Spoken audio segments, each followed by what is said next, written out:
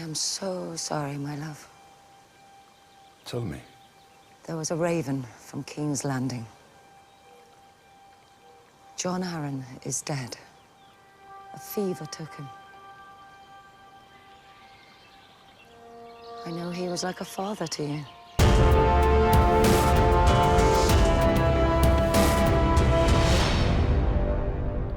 Hey everyone, welcome back to my channel. Today I'm continuing my series analyzing the chapters in the A Song of Ice and Fire novels with the third one in Game of Thrones, Catelyn 1. I'll link the first two that I did, the prologue and Bran 1 below in the description section. I've also created a playlist for the chapters as well. So let's dive right in. This one is only 6 pages, but like with Bran 1, there's a lot packed in here. Once again, George weaves in important background material within Catelyn's POV. He explains how the North still makes her uncomfortable and is foreboding to her as well, with this detail about Winterfell. George writes, Catelyn had never liked this Godswood. She had been born a Tully at River Run, far to the south, on the red fork of the Trident. The Godswood there was a garden, bright and airy, where tall redwoods spread dappled shadows across tinkling streams. Birds sang from hidden nests, and the air was spicy with the scent of flowers. The gods of Winterfell kept a different sort of wood. It was a dark, primal place. 3 acres of old forest untouched for 10,000 years as the gloomy castle rose around it. It smelled of moist earth and decay. No redwoods grew here. This was a wood of stubborn sentinel ironwoods as old as the realm itself. Here, thick black trunks crowded close together, while twisted branches wove a dense canopy overhead and misshapen roots wrestled beneath the soil. This was a place of deep silence and brooding shadows, and the gods who lived here had no names. So Catelyn is still through and through a Tully. She's never fully assimilated to the North and its ways. Ned has demonstrated that he's not the most perceptive individual. We saw it in Bran 1, and it shows itself here too, and I'll get to that in a bit.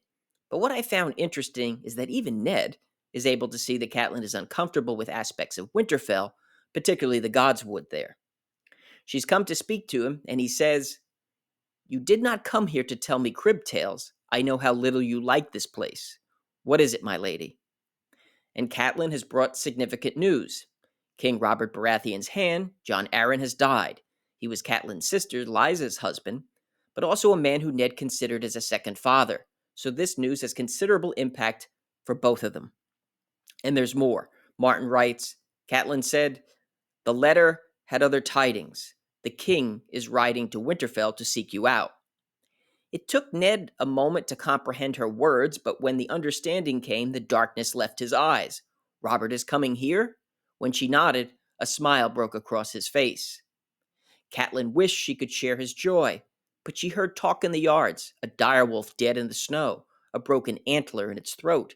Dread coiled in her like a snake, but she forced herself to smile at this man she loved, the man who put no faith in signs. Again, like in Bran 1, Ned is the type of person who only believes what he sees and puts no faith in signs or old legends. What was the most interesting, though, to me was how, when discussing the problems at the Wall, with an increasing number of deserters there, which Ned attributes to Mance Rayder and his wildlings, he says that at some point he will need to go north and confront the king beyond the Wall once and for all. This next excerpt is particularly telling. Beyond the Wall? The thought made Catelyn shudder. Ned saw the dread on her face. Mance Rayder is nothing for us to fear. There are darker things beyond the Wall. She glanced behind her at the heart tree, the pale bark, and the red eyes, watching, listening, thinking its long, slow thoughts. His smile was gentle. You listen to too many of old Nan's stories. The others are as dead as the children of the forest. Gone 8,000 years. Maester Luwin will tell you that they never lived at all. Of course, Ned couldn't be more wrong on all accounts. But the most fascinating aspect here is that Catelyn, who is in many ways averse to the North, is more in tune to it and the truth than Ned.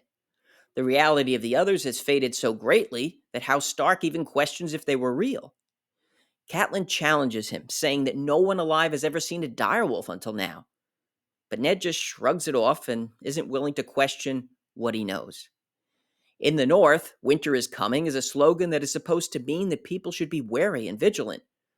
But it appears that Ned has come to believe it had more to do with the weather, whereas Catelyn, from House Tully, fears the true meaning behind those words.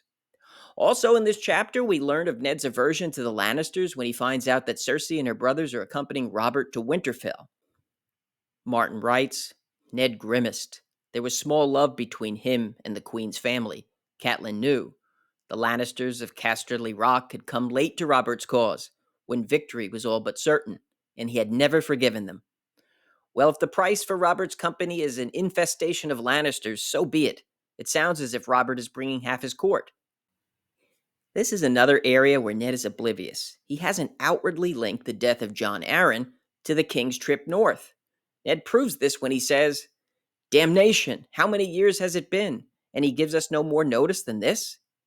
Sure, Ned, he's just making a social call with his entire family after the death of his hand. Makes perfect sense.